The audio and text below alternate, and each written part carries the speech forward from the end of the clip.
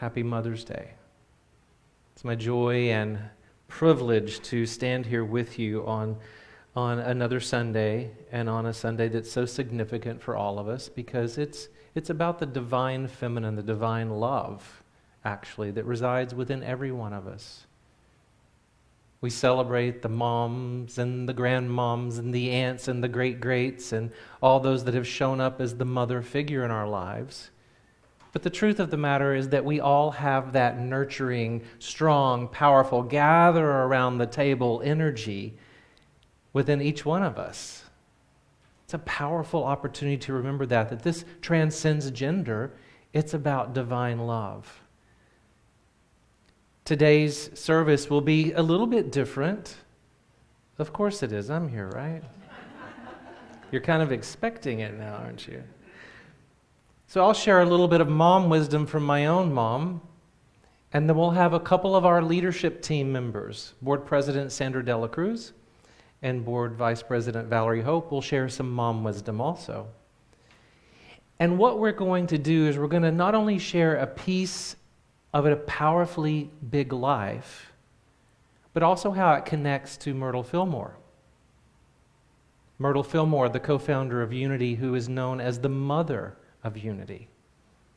So that was our homework assignment, just so you know. And beautiful, beautiful work that you both did to step up to say yes to this. So I hope you do hear that today's service is, my mom and I were a powerful team. And as I grew, we became best friends. And I know not every relationship with their mom is that way. Some are still navigating reconciliation. Some never got to. I've got friends that never knew their mom.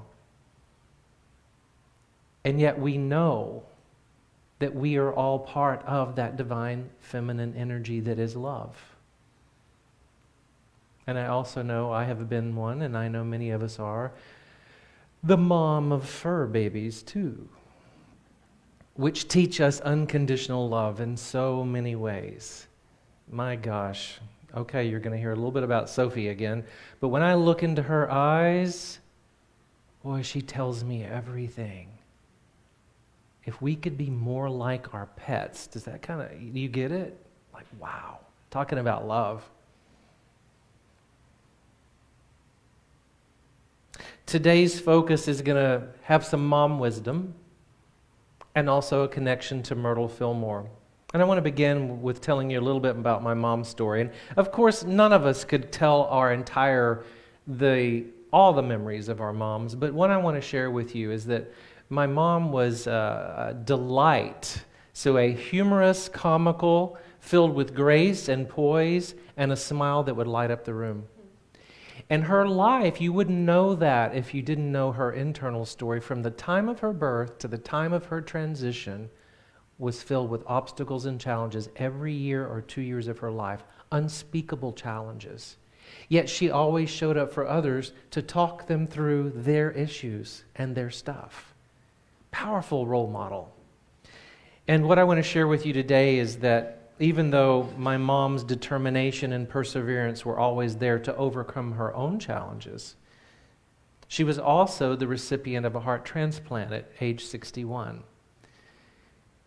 And to become a transplant recipient, it takes a lot to even get on the list. And so we went through quite a bit to get to that point.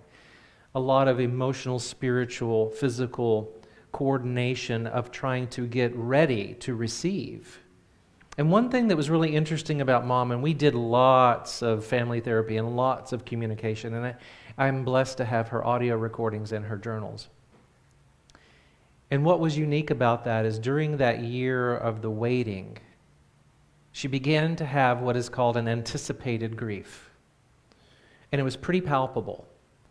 And what we talked about was that she knew she was going to receive life, which was an exciting thing, because that was the only way she could continue to live. But she knew someone would give their life so she could live. And she was so concerned about that. And they often had concerns that, are you going to be able to do this? Because she was really filled with this anticipated grief.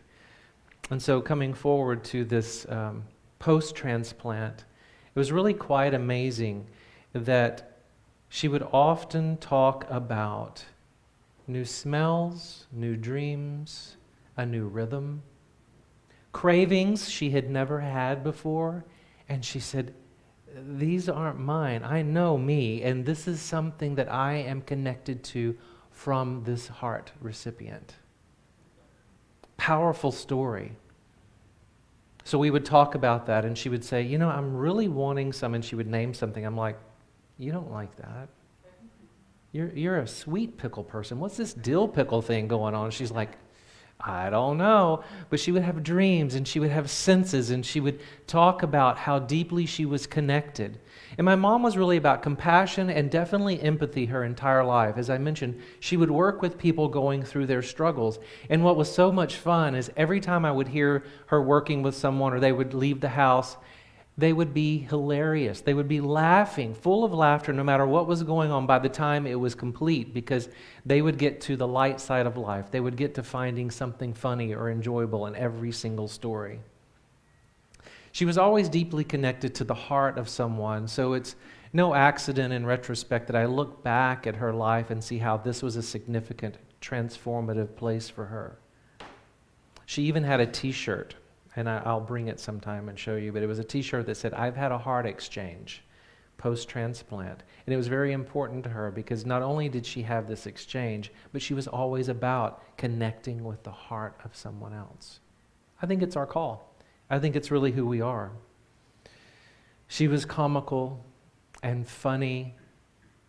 Imagine if you mixed Elizabeth Taylor from the 50s to Lucille Ball. That's my mom. What a beautiful person, inside and out. She always said, and I want to share this with you today, and this is what I'm going to connect to Myrtle Fillmore. She said that there is strength within all of us to overcome anything. We just have to reach in and know that the next adventure is our best adventure. She said that at every moment. She actually said that in the final moments of transition. This next adventure is our best adventure. And I live with those words because those are words for my stepping stones for what may be obstacles. Myrtle Fillmore, co-founder of Unity, said, God in the midst of you is a tower of strength and stability, and you are renewed every moment of the day. Think about that.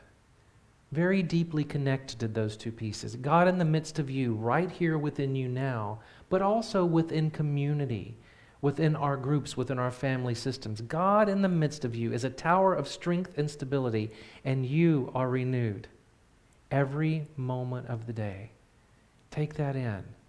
The wisdom of Myrtle Fillmore and the wisdom of my mom. Sandra?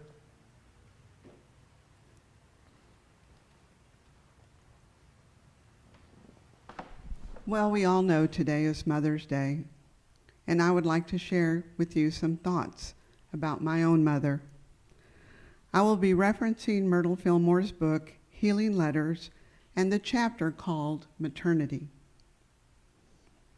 The reason I chose this chapter is because my mother gave birth to 10 children before she was 37. 2 of my siblings died shortly after birth, a brother and a sister. The third was stillborn, a brother. Let's start with this passage from Myrtle Fillmore. There is so much that is holy and sweet and helpful in getting ready for a baby. Let me repeat that. There is so much that is holy and sweet and helpful in getting ready for a baby. When I was born, my mother was 24. I was her 4th daughter. I remember her so happy to play with us, hopscotch, jump rope. She liked to play with the 4 of us. After all, she was only 24. My sister Santa, daughter number 5, was born almost 5 years after me. What I didn't know as a child was that Mom had given birth to my two brothers before Santa was born. The one that was stillborn, and the other who made his transition shortly after birth. I was too young to know about my brothers, but I remember Santa when she came. I remember telling my mom, I did not want a baby. But my mother very sweetly said, Sandra, can you help me with the baby? Can you bring me the baby powder? Can you bring me a diaper? Do you know Santa is your baby sister and that you are a big sister? Now I realize as an adult how difficult that might have been for my mother to lose two infants before Santa. Now it was a joy for her to have a new and healthy baby. I also know how special Santa's birth was to Mom. After her birth, Mom and Dad both went to the largest Catholic church in our neighboring town, got down on their knees, and traveled from the entrance to the altar. That was their way of thanking God for her healthy birth. It was really one of the only times I knew of my mother knowing the strength of God in her life. This church is called the Cathedral of San Juan. That's where Santa's name comes from, Santa Juanita. In the words of Myrtle Fillmore, your attitude is imparting qualities to the soul of your child. Let me read that again. Your attitude is imparting qualities to the soul of your child. As a small child, I always felt loved by my mother. I felt like her special child, although there were 5 of us by then. All of the things that she did for me, of course she did for my sisters. She combed and brushed our hair. She starched and ironed our dresses for school every week. She told us how much she loved us. She hugged and kissed us. She made our lunches, and she always put 2 pennies wrapped in wax paper in our sack lunches so we could have chocolate milk instead of white. She also loved holding our hands, and she loved holding our hands until she made her transition at 90.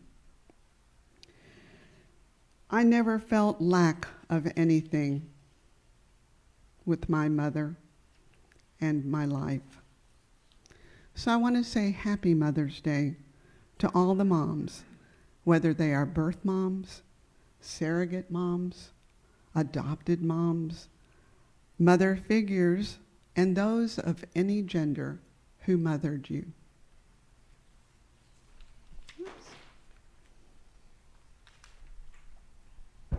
Thank you, Sandra. Some of you already know my family immigrated to this country from the Republic of Panama when I was 9 years old. And we immigrated because my father joined the U.S. Army. In the Army, we moved from base to base. That was an essential part of the arrangement. And in every base where we lived, my mom expected us to be involved. Now, having a father that was in the Army and a mother that was a school teacher by trade meant that responsibility was important, especially leadership and service. I'm the only girl. I have 3 brothers. And every summer, we had 2 weeks, according to my mom, we had 2 weeks where we could enjoy our summer vacation. We could stay up all night. We could sleep in all day. Heck, we could have Pop-Tarts for breakfast, lunch, and dinner. She didn't care. Not that she was irresponsible, but she knew that after 2 weeks, our summer vacation would turn into summer vocation because she wanted us to get out of the house and go do something productive. My brothers are all Eagle Scouts as a result of that commitment. I was not so committed to any one thing. I was more of a dabbler So I generally found things that I enjoyed doing, things that my friends were doing, or things where I knew I could do things that I enjoyed or that I was good at. And as I matured, my mom started to challenge me a little bit. She's like, okay, cool, I like that you're doing things and that you're doing things you enjoy, but I actually want you to think about the things that are needed in the communities where we live. There's an obligation to service as well. So I was able to learn how to combine passion and obligation through her example. From very young, my mother in Panama started to serve. When she was 19, she was asked to go on an international mission trip to the States. At 19 years old, international travel on her own. And then when she was age 29, by that point she'd already had me and my older brother, she was asked to go to Kenya for a mission. She got a lot of blowback from other mothers because back then you don't do that. You don't leave your two children with their father and their grandparents. That's wrong. But my mother was always really committed to service and really committed to the communities that she said yes to. Her decision to serve beyond herself, serve beyond the borders of her community, serve beyond the borders of her country, made a huge impact on me and on my brothers. She sees her life, as a ministry. To this day, she would hate that I say that she's 70-something, but she's 70-something, and I'm just so proud of her because she goes above and beyond. She is mothering my brother's children when he's at work. She is mothering the next-door neighbor whose mother is not always present and available. She's finding ways to get other young people included. To this day, she continues to make sure that the summer vacations turn into summer vocations, even in the spring. Myrtle Fillmore wrote back in 1900 in the book Healing Letters, she wrote, "The only way to become permanently prosperous and successful is through a quickening, awakening, and bringing into righteous use all the indwelling resources of spirit. When we develop our soul and express its talents and capabilities in loving service to God and humankind, our temporal needs will be supplied in bountiful measure." I have my mom to thank for so many things. Actually, you all have my mom to thank for many things. I would not be coming to this church had my mom not told me to. And she lives in Alabama. She also encouraged me to join the board. Every major decision that I've made in my career, in my involvement, has my mom's stamp of approval. And her example in serving beyond herself has also grown in me. Happy Mother's Day, Mom. Let's give a warm applause for Sandra and Valerie, who have shared some mom wisdom. Mom wisdom, beautiful stories.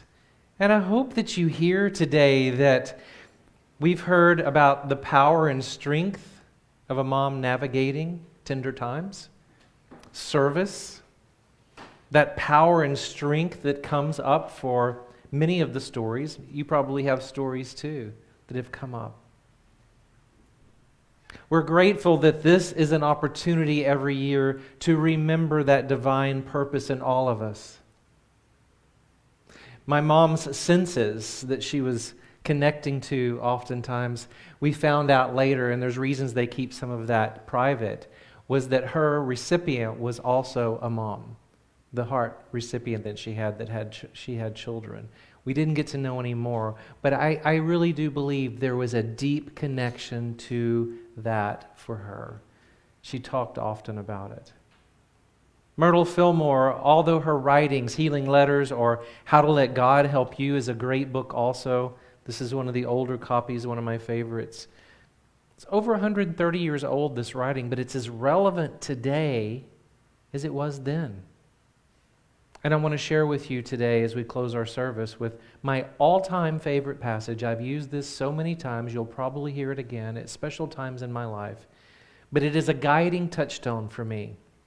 And it comes from How to Let God Help You, Life is a School, the title of today's lesson. It's chapter 3 for your reference. Take these words in from Myrtle. All of us sooner or later come to a place in our development where we're no longer satisfied to go on living the old life without the knowledge of our oneness with God, the source of our being. Sometimes, when we reach this point in our soul's progress, we do not at first know just what's taking place. We may become restless, dissatisfied. We may go through experiences we do not understand. We may even be tempted to think that our good has somehow gone from us. But just as surely as there is God, the one presence and one power, we shall find that all is well, and that we are going from one room, as it were, into another, larger, lighter room.